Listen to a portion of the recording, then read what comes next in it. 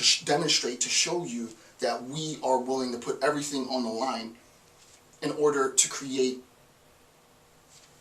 an antithetical view of education, right? It requires the individual, the artist, the actor, the educator, and his or her understanding of the system, right? This doesn't function without the understanding,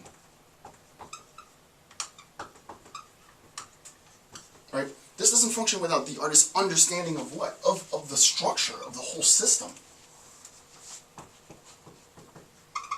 right?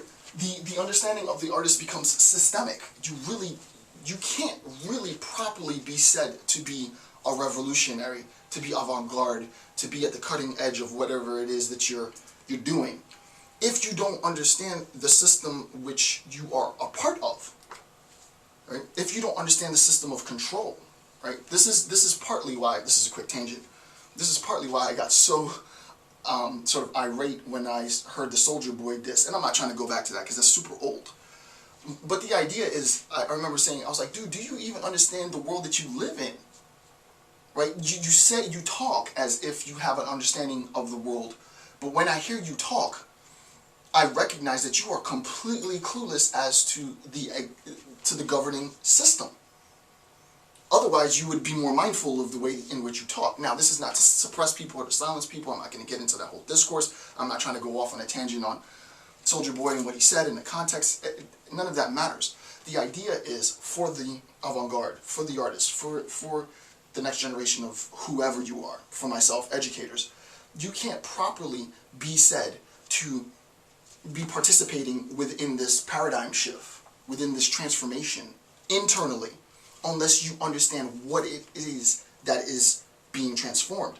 For Nietzsche, he understood that it was the church that structured, that laid the framework, the boundaries of morality. And he recognized that in order to transform that system, he needed to understand that system. There's no question that Nietzsche understood canonical religious scripture, specifically Christian discourse. He understood it very well. He wouldn't be and have been successful in, as an individual, creating an oppositional force to religion if he didn't understand it. Similarly, I cannot possibly have, there would be no meaning to these lecture series if I didn't understand the overarching pay-to-play educational system that's in place, right? Once you understand whatever it is, then you have the ability to transform it. It's not just the ability to transform it, however, that's important. Nietzsche says later, and I want to read this bit, 382. I thought this was very insightful of Nietzsche, if I can find it. 382. And it's okay. 382. Nietzsche talks about the following, and I think it's pretty interesting. He talks about Schopenhauer a bit. He says, Schopenhauer interpreted high intellectuality as liberation from the will. To become highly intellectual is to free yourself from the will. We see that Nietzsche is going to refute this, right? The arrival, because of his pessimism, the arrival at the highest sort of intellectual, epistemological mode of understanding, right? To see the great structure, the system, requires you to separate yourself from the will. He did not want to see the freedom from moral prejudice, which is part of the emancipation of the Great Spirit, the typical immorality of the genius. He artfully posited the only thing he held in honor, the moral value of depersonalization, right? Since the will is that which, according to Nietzsche, the quantum of a man is measured, then if you separate the will from the man, you depersonalize the individual.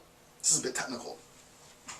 As a condition of spiritual activity of objective viewing, truth, even in art, appears after the withdrawal of the will. Here's what he says later. I see a fundamentally different valuation cutting across all moral idiosyncrasies.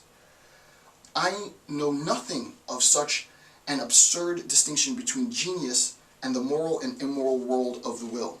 The moral man is a lower species than the immoral, and he's talked about that before. a weaker species indeed. He is a type in regard to morality, but not a type in himself. Skip a little bit. I assess a man by the quantum and power and abundance of his will. Skip a little bit, in italics now. I assess the power of the will by how much resistance, pain, torture it endures. So the will of the artist, of the person, is itself assessed.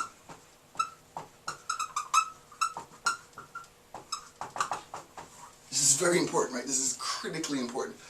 The will of the individual, of the charismatic individual, is itself assessed by what?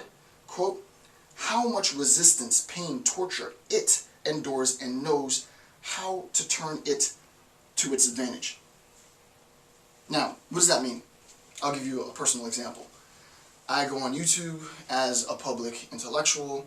I throw out my lecture series for free to try and make the world a better place, kumbaya, whatever. I do this without any compensation at all. Yeah, you get people who say, well, you know, Dr. Campbell, I appreciate your lecture series, I appreciate all the time and all the effort that you put into these lecture series. But to be honest with you, I would say it's maybe 60-40, maybe 70-30, but let's say 60-40. 60% praise, 40% just pure hate. In the hip-hop, we call it haters, right? You get a lot of haters, right? They hate the fact that you're productive. They hate the fact that you're working. They hate the fact that you have the limelight. They hate the fact that you whatever. They just hate the fact that you exist.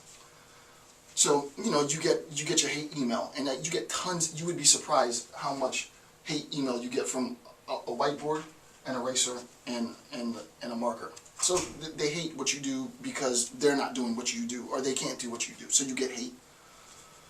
With respect to the will, Nietzsche is saying that you measure the character, the abundance of the will, by how much the individual is still willing to pursue his or her endeavors despite all of that hate.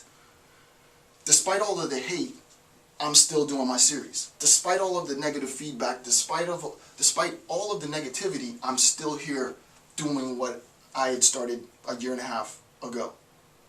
Right? Any person, anyone else, would have probably bowed out by now. Not to mention the difficulty in just producing this, right? So you can imagine now, artistically, the artist, and it's so cliche, but it really isn't, the tortured soul, right? You picture the artist as a tortured individual, a tortured soul, and the artist is trying to find his or her voice in the world. And the artist sees sort of this mediocre mass appeal. And the artist thinks to him or herself, I don't see myself in any of that. All I see is mundane, mediocre existence. And the artist wants to introduce something to, in a sense, wake the masses up from their slumber.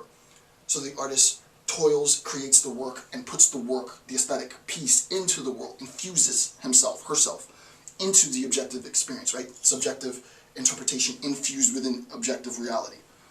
On an ontological level, this is insane. The masses are like, what is that? Joseph Campbell talks about it. You're walking, you're in Manhattan, you see skyrise after skyrise after skyrise, and then you see a cathedral from the 1500s, and it forces you to stop, right? The aesthetic throws itself, it presents itself, right? It throws itself to your faculties, and you have to stop and take a second to process what's going on, because it's been pattern, sort of mundane recognition, and then all of a sudden, the art, that's different, that's new, that's something that I haven't seen before. There's something different here. And immediately what ends up happening is the person experiencing the work thinks to themselves, who created this? Who did this? I want to know the mind of the person that did this, because I would have never thought like that. Right? And this is what Nietzsche's saying. There's toil, there's great effort in constructing something that stands outside of sort of hegemonized social discourse. It's not easy to do it. It's not easy to do it at all.